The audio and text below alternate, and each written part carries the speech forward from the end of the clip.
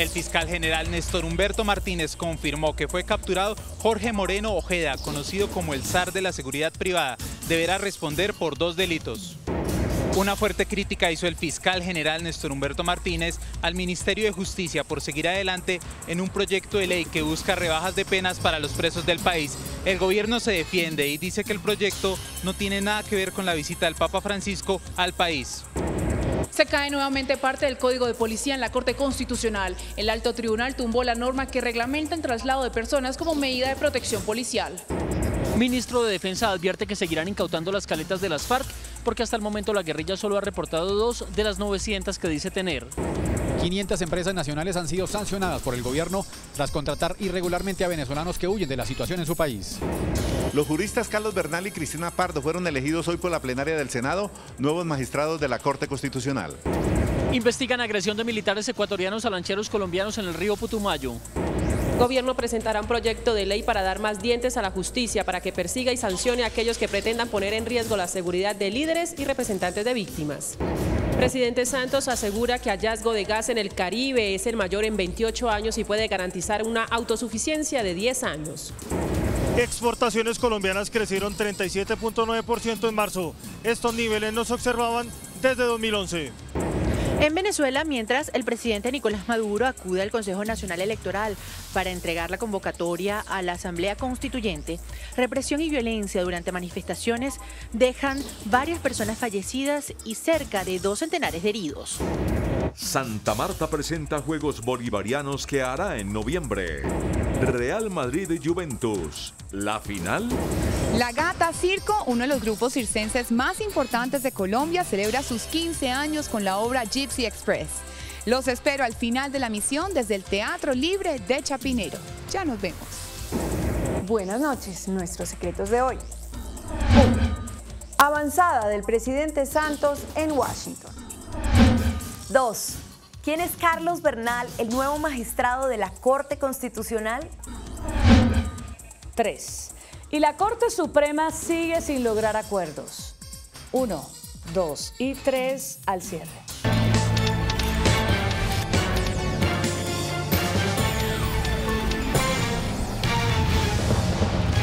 Buenas noches. Las autoridades norteamericanas capturaron en las últimas horas en Miami al empresario colombiano Jorge Moreno Ojeda, conocido como el zar de la seguridad privada. Moreno Ojeda es señalado de liderar un cartel de empresas de vigilancia privada para quedarse con millonarios contratos. Su proceso de deportación ya se inició. Según explicó el fiscal, la detención de Moreno Ojeda se produjo luego de que Colombia emitiera una circular roja en contra del empresario. Se espera que en los próximos días sea deportado para que sea recluido en la cárcel atendiendo a la medida de aseguramiento que ya reposa en su contra.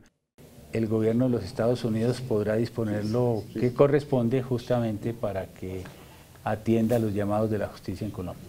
Ojeda deberá responder por los delitos de fraude procesal y prácticas restrictivas de las competencias, dado que según la Fiscalía, el zar supuestamente encabezó junto con un grupo de empresas un cartel que participó en varias licitaciones. Martínez dijo además que no se contempla ningún beneficio judicial para Ojeda. Tratándose de organizaciones y de delitos de alto riesgo y de alta envergadura, ustedes saben que la política de la Fiscalía ha sido que no hay beneficios ni hay principios de oportunidad para quienes son los jefes de estas organizaciones. Ojeda fue llamado a imputación de cargos en agosto de 2016 y posteriormente se dictó una orden de captura internacional luego de que no se presentara a las diligencias judiciales. El fiscal general Néstor Humberto Martínez criticó que el gobierno no haya tenido en cuenta, según él, las recomendaciones hechas por el Consejo de Política Criminal frente a un proyecto de ley que busca una serie de rebajas de penas para los presos del país. El ministro de Justicia, Enrique Gil, respondió al fiscal y advirtió que sus observaciones serán incluidas en la iniciativa. Un fuerte pronunciamiento hizo el fiscal general de la Nación, Néstor Humberto Martínez, al Ministerio de Justicia tras concluida una sesión de un Consejo de Política Criminal. El jefe del ente investigador aseguró que sería un mal mensaje que el gobierno no tenga en cuenta las recomendaciones del Consejo frente a los proyectos que proponen rebajas de penas para los presos del país. El Consejo de Política Criminal es un enfermo terminal. Nadie asiste al Consejo, no ha podido formular política criminal y cuando finalmente emite un concepto, sería muy grave que no se le atendiera. Sí es cierto que el Ministerio de Justicia no va a atender el concepto del Consejo de Política Criminal. Le habrán decretado la eutanasia al Consejo porque ya no tiene razón de ser, no tiene sentido ni siquiera asistir al Consejo de Política Criminal. Por su parte, el ministro de Justicia aseguró que los proyectos de rebajas de pena no están relacionados con la ley de jubileo y la visita del Papa Francisco al país. Además, el funcionario aseguró que el gobierno sí tendrá en cuenta las recomendaciones de la Fiscalía frente a este tipo de proyectos. Se han hecho observaciones que vamos a mirarlas, si pueden mantenerse, adelantarse y recogerse algunas de esas observaciones. Igualmente, el jefe del ente investigador denunció que ha venido siendo amenazado de muerte desde el Meta. Está plenamente establecido. Salieron de Villavicencio, del Parque de la Gobernación. El jefe del ente investigador también se refirió al caso del fiscal Rodrigo Aldana y aclaró que el funcionario aún no puede ser despedido, pese a que aceptó su relación con Otto Bula. Manda un muy mal mensaje a la organización, a las instituciones como la Fiscalía. Solo en la medida en que las condenas queden en firme se pueden desvincular de la Fiscalía General de la Nación. En las próximas horas, la Corte Constitucional anunciará nuevas decisiones sobre las demandas al Código de Policía. ¿Qué detalles han trascendido de estas decisiones? Paola Santofimio, buenas noches.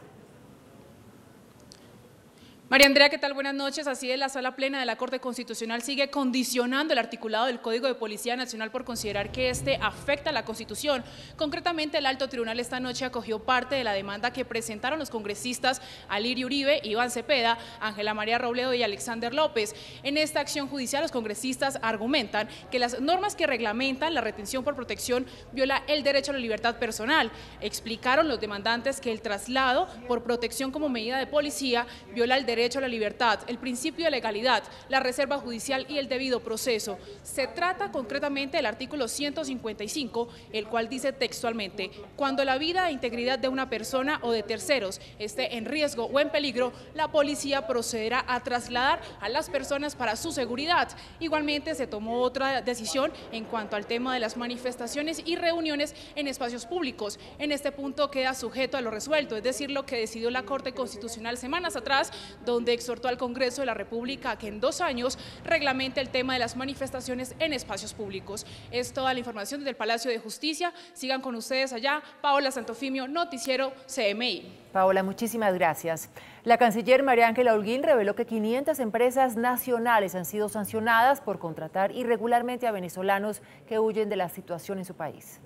Durante un debate de control político donde se analizó la situación de Venezuela, la canciller María Ángela Holguín aseguró que se ha detectado que varias empresas colombianas se están aprovechando de la situación de los venezolanos en nuestro país. Llevamos 500 empresas sancionadas, esto lo hace Migración Colombia. Entran a las empresas, son venezolanos que no tienen ningún tipo de papeles, que les pagan realmente cifras irrisorias, que no tienen ningún tipo de seguridad social ni de nada. De otra parte, la jefa de la diplomacia colombiana aseguró que no tiene sentido una constituyente en Venezuela donde no pueda participar la oposición. No se puede convocar, no creemos que la mejor manera de salir de la crisis es convocar a una asamblea constituyente sin el voto universal que contempla la Constitución venezolana. Durante el debate se conoció además que el gobierno expidió un decreto en el que se exige a las instituciones de salud atender las urgencias para los venezolanos que se encuentran en Colombia. El gobierno y las FARC definirán en las próximas horas un nuevo plazo para la entrega de las caletas de la guerrilla. El ministro de Defensa advirtió que mientras las FARC no reporten la ubicación de ese armamento, la fuerza pública la seguirá incautando como lo ha hecho las últimas semanas. En la Comisión de Seguimiento e Implementación al Acuerdo de Paz, el gobierno y las FARC deberán definir los nuevos plazos en los que serán entregadas las 900 caletas que la guerrilla dice tener. Hasta el momento la información entregada sobre esas armas escondidas es mínima. Se ha iniciado tal vez de 1 o 2, no más. La lista de las coordenadas donde pudiera haber otros depósitos no está todavía en nuestro poder, ojalá llegue pronto. El ministro de Defensa advirtió que mientras la guerrilla no entregue ese listado, la fuerza pública seguirá persiguiendo las caletas. Si las caletas se encuentran por operaciones de control territorial de las Fuerzas Armadas, pues serán incautaciones de armamento ilegal. Las FARC dicen que la demora en la entrega de las armas no es su responsabilidad. Se han hecho los registros del armamento, se está haciendo en todos los lugares, pero ¿de qué sirve hacer el registro? ¿A quién se le va a entregar? ¿O cómo se van a entregar? Si los tal container que se dijeron que iban a a ponerse en las zonas, no están. La gente lo que hace es mostrar su arma todos los días y nada más, porque no hay cómo lo van a entregar, a quién se lo van a entregar. Las FARC también solicitaron 3 meses de vigencia más para las zonas veredales porque el proceso de reintegración de los guerrilleros no ha avanzado. En votación secreta, la plenaria del Senado eligió hoy a los juristas Cristina Pardo y Carlos Bernal para reemplazar a Jorge Pretelt y a María Victoria Calle, respectivamente, en la Corte Constitucional. La plenaria del Senado eligió hoy a 2 eminentes juristas, la doctora Cristina Pardo y el doctor Carlos Bernal Pulido, como nuevos magistrados de la Corte Constitucional, en reemplazo del suspendido Jorge Pretelt y de la señora María Victoria Calle. Este fue el resultado de la primera terna. Doctora Ángel, 30 votos. Doctora Pardo, 46 votos, 15 votos en blanco. Doctora Isabel Cristina, 1 voto. Votos nulos, 1, total 93 votos. Creo que fue algo sin precedentes, una jornada sin precedentes de seriedad, en la que todos los candidatos nos pudimos dar a conocer y ustedes nos hicieron el honor de escucharnos. Y este fue el resultado de la segunda terna. 1 voto en blanco, 1 voto nulo, 32 por el doctor Osuna y 59 por el doctor Bernal. Me siento inmensamente honrado y ante ustedes prometo cumplir la Constitución y hacerla valer en la Corte Constitucional, siempre haciendo respetar esta institución que es la cuna de la democracia representativa de nuestro país. El derrotado fue el Partido Liberal con su candidato Néstor Osuna, mientras la candidata María Margarita La Paca Zuleta no logró ni un solo voto. Los gobiernos de Colombia y Ecuador investigan la denuncia de un grupo de campesinos quienes aseguran que fueron agredidos por la Armada ecuatoriana aparentemente a orillas del río Putumayo. Los hechos quedaron registrados en este video grabado por un ocupante de la canoa. Se ve como los militares ecuatorianos tratan de arrastrar la pequeña embarcación hacia su orilla, pero los colombianos se resisten. ¿Pero cómo es? Pásenme para allá. ¿Está traficando combustible, caballero? No, señor. En el momento de mayor tensión, se ve como una embarcación ecuatoriana golpea fuertemente y hunde otra canoa colombiana que había llegado a verificar la situación. ¿Qué pasa, hola? No, ustedes, vea lo que están haciendo. Sí, mira. Pare. Están ustedes pero mira lo que ustedes están haciendo. Están huyendo. ¿Huyendo de qué? El Ministerio de Defensa remitió la información a la Cancillería para que investigue si Ecuador cometió irregularidades. El presidente Juan Manuel Santos anunció la creación de un grupo élite para investigar las amenazas y los hechos de violencia contra los líderes sociales. Al término de la reunión de la Comisión Nacional de Garantías de Seguridad, el presidente recordó que en lo corrido del año van 14 casos de homicidios a líderes sociales y defensores de los derechos humanos. Nuestra política en este campo se verá fortalecida con un proyecto de ley que vamos a firmar. Es un decreto ley que otorga más dientes a la justicia, a la fiscalía, para perseguir y sancionar a aquellos que pretenden poner en riesgo la seguridad de los líderes sociales, de los líderes de derechos humanos y representantes de las víctimas. Por su parte, el ministro de Defensa señaló que a finales de este mes debe estar funcionando un cuerpo élite de la policía. Que permita investigar con exclusividad todas las amenazas que tengan que ver con sucesores del paramilitarismo, crimen organizado, es decir, aquellas organizaciones que pueden poner en peligro la paz en los territorios. El presidente advirtió que el gobierno combatirá con contundencia a quienes pongan en riesgo los avances y beneficios de la paz. Precisamente hoy se reportó un atentado contra una líder social en La Guajira, a quien sicarios le dispararon cuando se movilizaba en un vehículo por una vía del departamento. En la vía que de La Guajira conduce el departamento del Cesar, hombres fuertemente armados atentaron contra la presidenta de la Federación de Campesinos de La Guajira, Ibis Ojeda López, y 2 personas más que se trasladaban desde el municipio de Albania hacia Riohacha.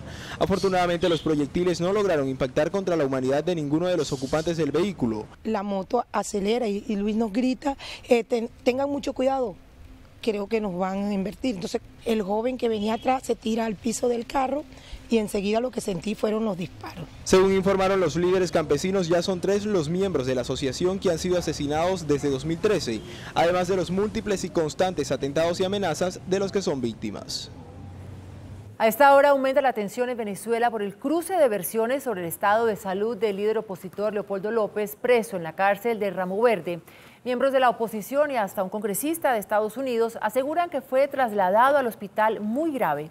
Sin embargo, el oficialismo desmiente estas afirmaciones y explica que todo es un montaje para desatar el caos en este país.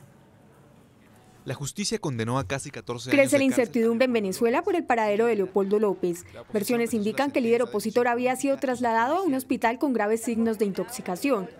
Los rumores empezaron luego que el periodista venezolano Leopoldo de Castillo, quien transmite un programa desde Miami, informara en su cuenta de Twitter. Leopoldo López fue trasladado al hospital militar sin signos vitales por una posible intoxicación. Esta versión cobró fuerza luego de que Lilian Tintori, esposa de Leopoldo López, publicara este mensaje. Voy camino al hospital militar para pedir ver a Leopoldo. Hace pocos minutos, el senador estadounidense Marco Rubio aseguró que tiene información de fuentes confiables sobre el mal estado de Leopoldo.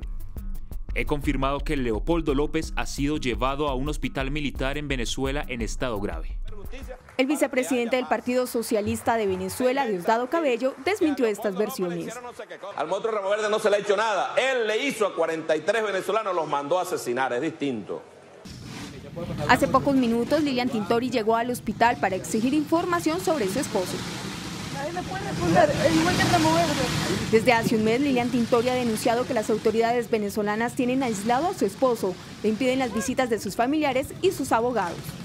Y es que la violencia no cesa en Venezuela. La cifra de muertos se eleva a 34, luego de que 2 personas fallecieran durante las protestas de hoy que fueron violentamente reprimidas por la Guardia Nacional Bolivariana. Hasta el momento se reportan 180 heridos y varios detenidos. Saludamos en la ciudad de Caracas a Yaridis Adrián, que nos amplía esta información. Adelante. Buenas noches, compañeras. Lamentablemente, hoy se vivió una nueva jornada de violencia aquí en Venezuela. Ya son varias las personas fallecidas durante las diferentes manifestaciones en contra del presidente Nicolás Maduro que exigen sea respetada la Constitución. Pero nada de eso impidió que el mandatario venezolano acudiera al Consejo Nacional Electoral a entregar la convocatoria a la Asamblea Constituyente. Esta imagen evidencia la atroz represión de las autoridades venezolanas contra las marchas de la oposición. En este video se ve cómo esta tanqueta de la Guardia Nacional Bolivariana se dirige a los manifestantes sin reducir la velocidad. El vehículo arrolló a varios jóvenes, uno de ellos fue trasladado al hospital. El concejal del municipio El Altillo, Reinaldo Díaz, quien ayudó al adolescente, informó en su cuenta de Twitter que se encuentra estable. Con chorros de agua y gases lacrimógenos, la Guardia Nacional atacó a los ciudadanos que intentaban llegar a la Asamblea Nacional. Las autoridades confirmaron que durante la jornada 2 personas perdieron la vida. Uno fue arrollado cuando iba en su motocicleta por un vehículo que esquivaba la manifestación opositora. Y otro joven perdió la vida tras recibir un impacto de bomba lacrimógena en el cuello. Estas 2 muertes se suman a los 3 ciudadanos que fallecieron durante el trancazo contra Maduro, elevando la cifra de fallecidos a 34. Entre tanto, el mandatario venezolano Nicolás Maduro llegó a la sede del Consejo Nacional Electoral, donde entregó a su presidenta Tibisay Lucena el documento que contiene su iniciativa de conformar una Asamblea Nacional Constituyente. Convoco una Asamblea Nacional Constituyente, ciudadana y de profunda participación popular, para que nuestro pueblo, como depositario del poder constituyente originario, con su voz suprema, pueda decidir el futuro de la patria. La oposición venezolana se mantiene firme y anunció hace pocos minutos que aumentará la presión en la calle contra lo que llama una arremetida de la dictadura contra el pueblo venezolano. Nosotros seguiremos bien pendientes ante lo que ocurra para hacérselo saber. Desde Caracas, Yaridis Adrián, CMI, La Noticia. Muchas gracias. De nuevo en Colombia, 2 funcionarios de la alcaldía de Cartagena renunciaron por el desplome de un edificio en construcción que dejó 21 personas muertas en hechos registrados el pasado jueves.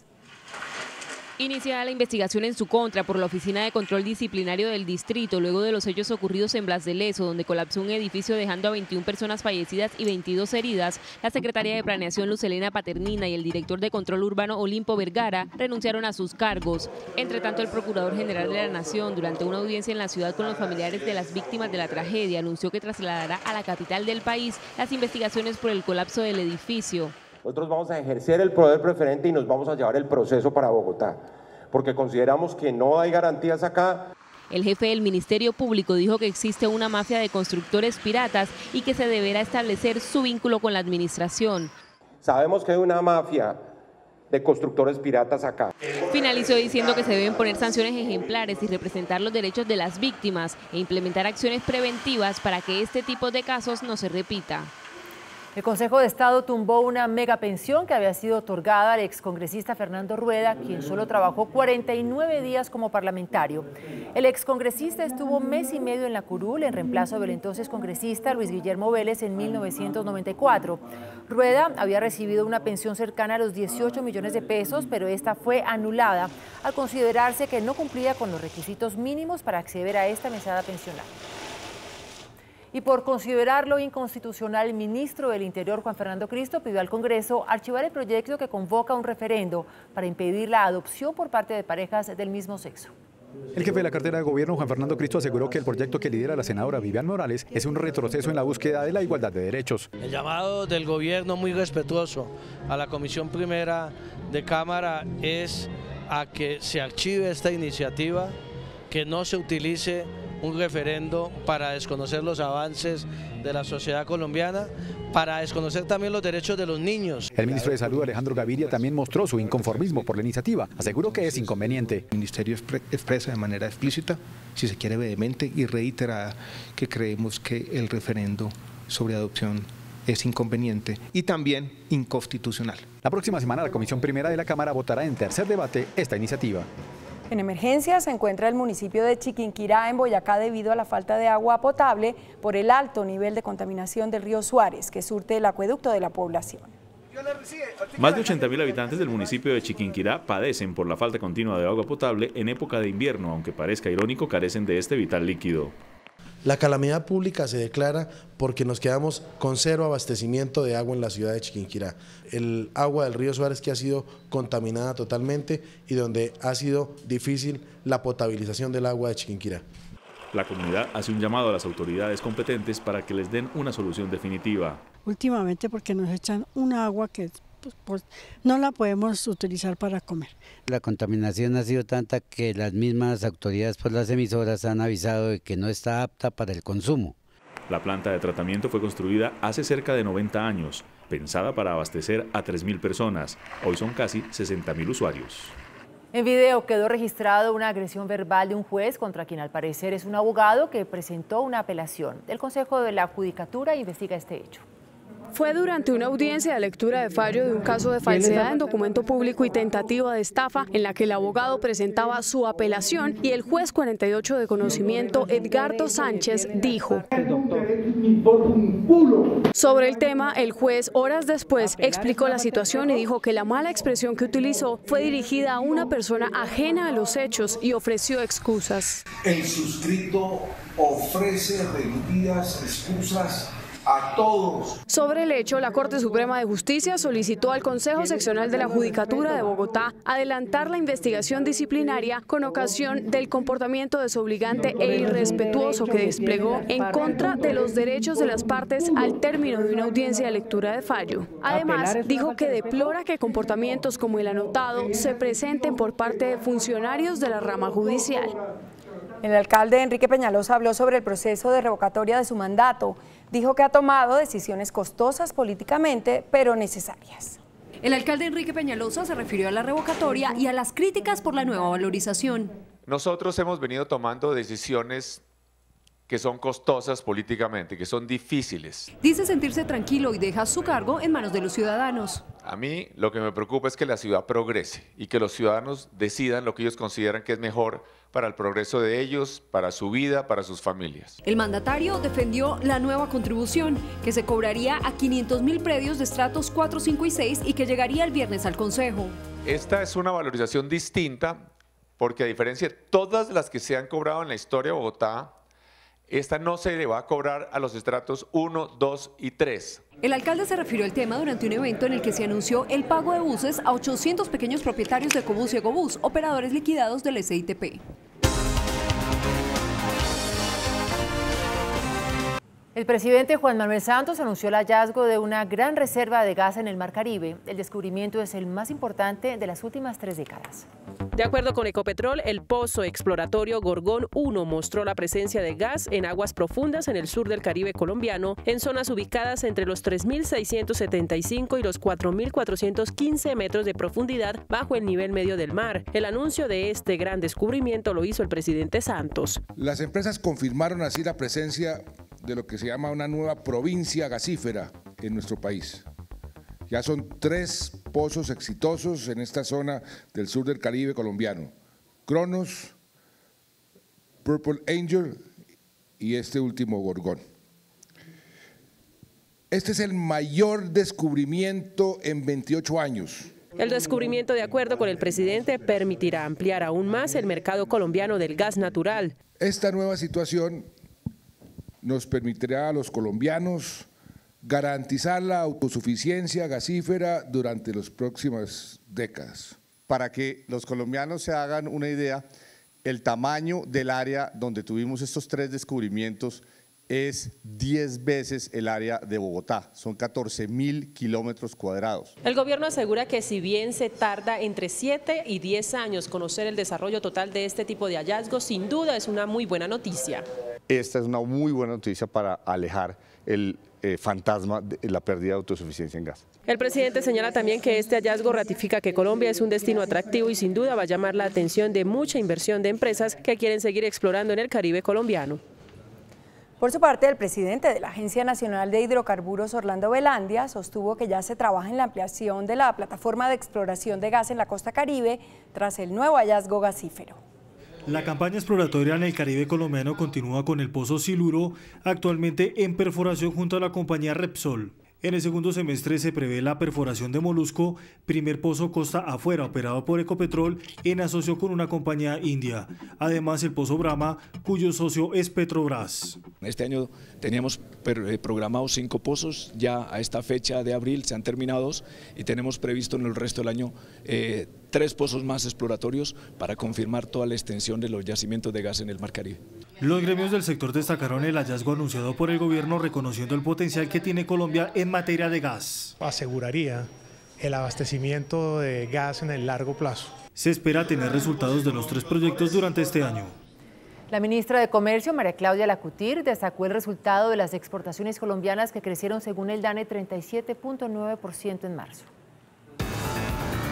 De acuerdo con el DANE, las exportaciones pasaron de 2.300 millones a 3.200 millones de dólares en promedio en marzo, lo que significa un crecimiento del 37.9%. Estos niveles no se observan desde 2011. La tendencia favorable de precios y los acuerdos comerciales como Alianza Pacífico impulsan el sector. El resultado de crecimiento de exportación, por ejemplo, con México tenemos un crecimiento importante, con Perú también hemos presentado exportaciones positivas desde que entró en vigencia el acuerdo comercial, protocolo comercial con la Alianza del Pacífico, pero también es el proceso de facilitación de comercio que se ha dado. En el primer trimestre se obtuvo un crecimiento de 31.4%. El ministro de Agricultura, Aurelio Iragorri, anunció que la nueva ley de tierras buscará la expropiación de los predios que no tienen desarrollo de proyectos productivos. Con la nueva ley de tierra se realizará un levante de información para encontrar los predios que son improductivos o que están en manos de propietarios que solo buscan una valorización de una tierra, el llamado predio de engorde. Se dará una notificación y se tendrá 6 meses para la expropiación, a menos que se garantice el desarrollo de un proyecto productivo. El proceso quedará en manos de los jueces. Y tiene 6 meses para poner su tierra productiva. Queremos es que el país rural, cuando uno tiene 113 millones de hectáreas y 40 millones de hectáreas por sembrar, no podemos seguir permitiendo que millones de hectáreas estén improductivas. Gremios mantienen preocupación sobre el tema. Va a traer toda una cantidad de problemas por la inseguridad jurídica que trae buena parte del articulado del proyecto de ordenamiento social de la propiedad. La otra semana se estaría presentando el proyecto a consulta previa. La Contraloría General de la República detectó inconsistencias contables en el Club Militar que superan los 16.000 millones de pesos. La nueva auditoría se hará el informe final de gestión que presentó el anterior director del club, el general retirado del Ejército Jaime Guerra, donde la Contraloría detectó que las inconsistencias corresponden al 11% del total de los activos del club. Desde hace más o menos 8 meses o 10 estamos en esa investigación. Se cambió la administración del club. Hay irregularidades que deben ser investigadas plenamente. Asimismo, el ente de control identificó retiros de inversiones destinadas al pasivo pensional, los cuales superan los 3.700 millones y se destinaron a gastos diferentes a su provisión original.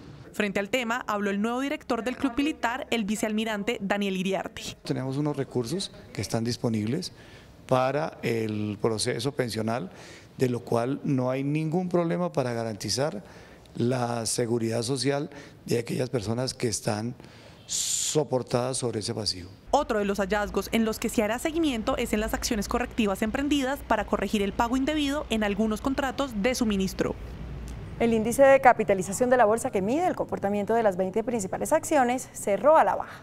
El índice de capitalización de la Bolsa de Valores de Colombia bajó 0,22% a 1.370 puntos. La acción de Fabricato fue la que más subió, con una valorización de 2,53% a 16 pesos con 20 centavos. La acción de Canacol Energy fue la que más cayó, con una pérdida de 1,35% a 8.740 pesos. La acción más transada de la jornada fue la de Ecopetrol, al movilizar más de 17.000 millones de pesos. El precio del dólar también cerró a la baja. Indicadores económicos del día en CMI. La tasa representativa del mercado que regirá para mañana jueves será de 2.930 pesos con 17 centavos. Los profesionales de cambio compran la divisa en 2.770 pesos y la venden en 2.820 pesos. Un euro cuesta 3.211 pesos con 20 centavos. La libra de café en Nueva York se cotizó a $1 con 37 centavos. El azúcar se transó en 15,79 centavos de dólar la libra. El barril de petróleo WTI se cotizó en $47 con 66 centavos. Una acción de Ecopetrol cuesta 1.355 pesos. Así es, mucha atención que ante la presión de la oposición, de la comunidad internacional y de la propia esposa Lilian Tintori, el vicepresidente del Partido Socialista, Diosdado Cabello, acaba de presentar en cadena nacional lo que sería una prueba del buen estado de salud del opositor Leopoldo López. Estas son las imágenes. Un mensaje de fe y vida para mi familia. Hoy es 3 de mayo, son las 9 de la noche. Un mensaje para Lilian. No entiendo la razón por la cual se quiere dar una fe de vida en este momento. Le mando un mensaje a mi familia, a mis hijos, le digo que estoy bien. Acrobacia, música y artes escénicas hacen parte de Gypsy Express, el montaje con el que la Gata Circo celebra 15 años de fundación. Yo los espero después de comerciales desde el Teatro Libre de Chapinero. Después de la pausa, nuestros secretos de hoy. Avanzada del presidente Santos en Washington. 2. ¿Quién es Carlos Bernal, el nuevo magistrado de la Corte Constitucional? 3. Y la Corte Suprema sigue sin lograr acuerdos. 1, 2 y 3 después de comerciales.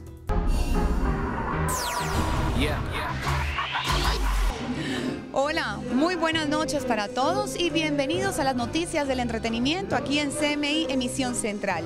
Yo los saludo desde el Teatro Libre de Chapinero, donde la Gata Circo, uno de los grupos circenses más importantes de Colombia, celebra sus 15 años de fundación.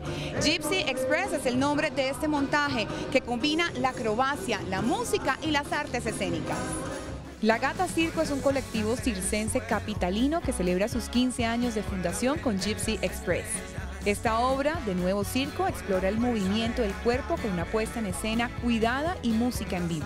Es un recuerdo de un circo muy famoso que giró durante muchos años por muchos lugares del mundo y por razones internas, la muerte de un personaje muy querido por todos los personajes. Ese circo se disolvió, cada personaje hizo su camino.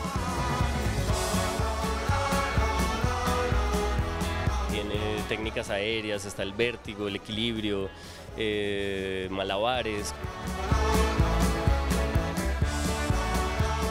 Hacía rato que teníamos esta inquietud de hacer un espectáculo juntos. Y pues empezamos a desarrollarlo un poco más desde hace un año. Empezamos a desarrollar este espectáculo, tuvimos unas cuantas funciones antes de llegar a esta, nuestra primera temporada en un teatro de las dos compañías haciendo esta obra. La Gata ha sido durante estos años escuela para artistas jóvenes que ya se encuentran recorriendo diferentes escenarios del mundo. Han pasado como 3 generaciones y es muy bonito ver, digamos, gente de la primera generación hoy en día vive en Francia, tienen su compañía ya. Gypsy Express nos recuerda la esencia del circo. Hombres y mujeres que parecen sacados de la ficción, historias de amor y pasión, y recorrer el mundo con baúles llenos de fantasía. Desde el 4 de mayo en el Teatro Libre de Chapinero. Una de las muestras literarias más generosas en esta versión de la Filbo es la de Palestina, géneros de todos los tipos que nos permiten acercarnos más a esta cultura. Por segundo año consecutivo, Palestina hace presencia en la Feria Internacional del Libro de Bogotá. A través de una completa muestra literaria, de danza y tradiciones, los colombianos podremos acercarnos a esta cultura milenaria. Lo más interesante es que la literatura palestina nos acerca al conflicto de una manera muy light. Entonces no necesariamente sufrimos cuando leemos un libro, pero conocemos la realidad y lo que de verdad está pasando allá a través de estos escritos. No solo los textos hacen parte de su atractivo. Pueden acercarse a Palestina a través de su danza tradicional, el Dabke, que también estuvo presente en la Feria del Libro. Pueden acercarse a través de los productos del Mar Muerto que nos ofrece Palestina, su comida, toda su gastronomía, las artesanías, la madera de olivo y en general todas estas riquezas que esta tierra milenaria nos ofrece. Palestina y su generosa participación en el Pabellón Internacional de la Filbo 2017. Y por primera vez en los 30 años de la historia de la Filbo, una criatura de 4 patas presenta su propia obra. El autor se llama Linda Guacharaca y el título de la obra, La vida es linda. Ella es Linda Guacharaca, la perrita viajera y escritora protagonista en la Feria del Libro. ¿Un libro escrito por una perra? Pues con el fin de generar conciencia sobre la situación de los animales abandonados, su madre adoptiva, la española Yamila Fakouri, decidió dar voz a su perrita en el libro La vida es linda y narró, como si fuese ella, el paso del abandono a la adopción. Además, cuenta sus experiencias como viajera. La vida es linda empezó precisamente en ese proceso de recuperación en el que Linda no se paraba, Linda estaba deprimida, Linda luego pasó a ser súper agresiva y yo no sabía qué hacer con el animalito. Empecé a escribir un blog como por reírme de la situación y el blog lo escribía Linda.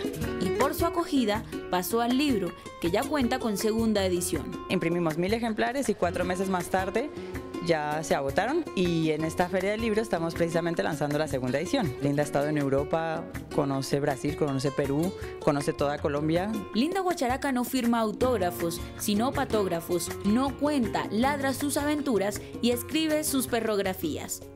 Y cambiamos de tema porque el actor Brad Pitt por primera vez en una entrevista se refirió a su divorcio con Angelina Jolie, reveló algunas de las razones. Luego de 8 meses de silencio, el actor Brad Pitt reveló las razones que llevaron a divorciarse de la actriz Angelina Jolie.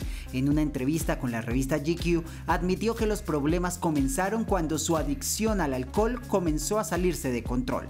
Esto produjo que su esposa y 6 hijos comenzaran a alejarse de él, pues estaba tornando agresivo. Aunque intentaron solucionar la situación en varias oportunidades, fue la artista quien decidió poner fin al matrimonio de 3 años y a la relación que ya superaba la década. Debido a esto comenzó un intenso tratamiento en el que todavía está para superar su adicción. Con este artículo queda desmentido la supuesta enemistad de los artistas tras la separación, que según medios sensacionalistas los habría llevado a hacer graves acusaciones mutuas con el fin de conseguir la custodia de los niños. En medio de un circo me despido por hoy, les deseo a todos una feliz noche y nos vemos mañana con más información. Les mando un beso grande. Chao, chao.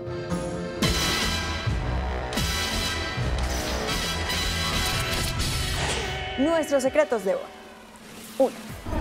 El presidente Santos envió una comisión de avanzada a Washington encabezada por el ministro de Ambiente Luis Gilberto Murillo para que entrara en contacto con congresistas claves.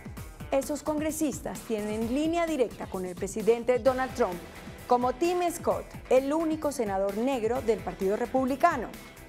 Scott es muy cercano a Trump porque, a pesar de ser negro, le dio el apoyo a Jeff Sessions, hoy fiscal general de los Estados Unidos, quien era acusado de racista.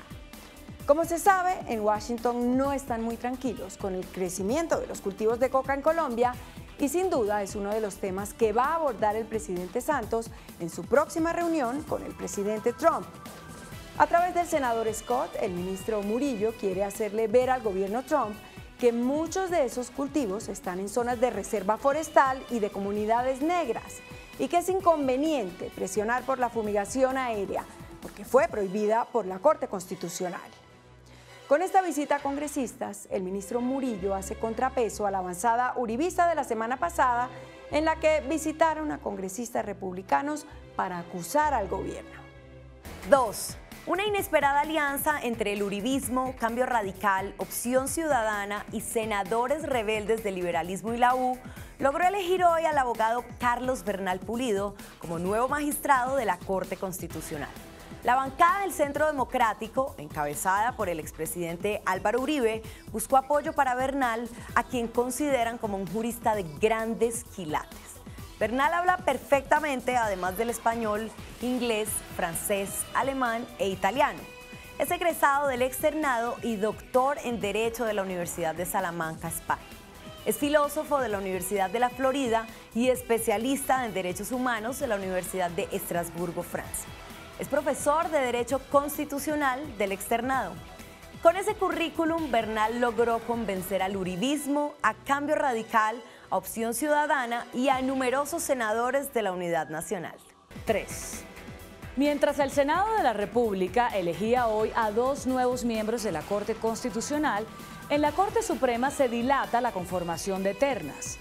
Como se sabe, el Senado eligió hoy a Cristina Pardo, conservadora, exsecretaria jurídica de la Presidencia, y a Carlos Bernal, cristiano, también de origen conservador. Entre tanto, la Sala Plena de la Corte Suprema de Justicia sigue sin acuerdo para elegir. Debe integrar ternas para que el Senado elija los reemplazos de Luis Ernesto Vargas y Jorge Iván Palacio, ex magistrados de la Corte Constitucional.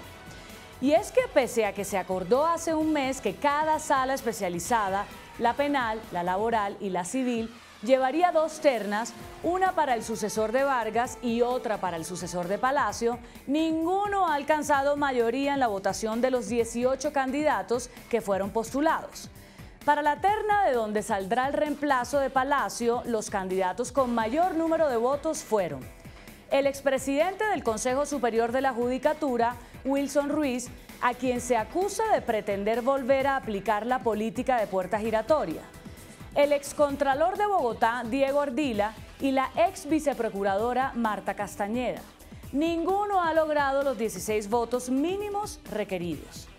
Para la terna del reemplazo de Vargas, los candidatos con más votos fueron el conjuez de la Corte Constitucional, Álvaro Mota, Diana Fajardo, de la Agencia de Defensa Jurídica del Estado, y el expresidente del Congreso, Carlos Ardila Ballesteros. Solo hasta dentro de 15 días se reunirá de nuevo la Corte Suprema de Justicia para intentar un acuerdo. ¡Qué barbaridad! Hasta mañana. Que descanse.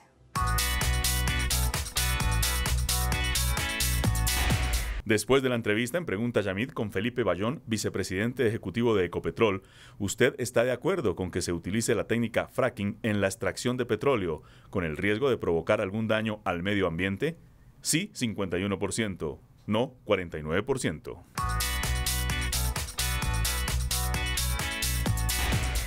Y mucha atención que hace pocos minutos el staff de la reina Isabel II acaba de convocar a una reunión de urgencia de todos los miembros de la corte en el Palacio de Buckingham. Se desconoce aún el motivo de la convocatoria, pero teniendo en cuenta que es la madrugada en Reino Unido, algunos especulan que tendría que ver con el estado de salud de la reina. Hasta aquí las noticias, gracias y buenas noches. Nos vemos mañana, como siempre, en CMI, La Noticia.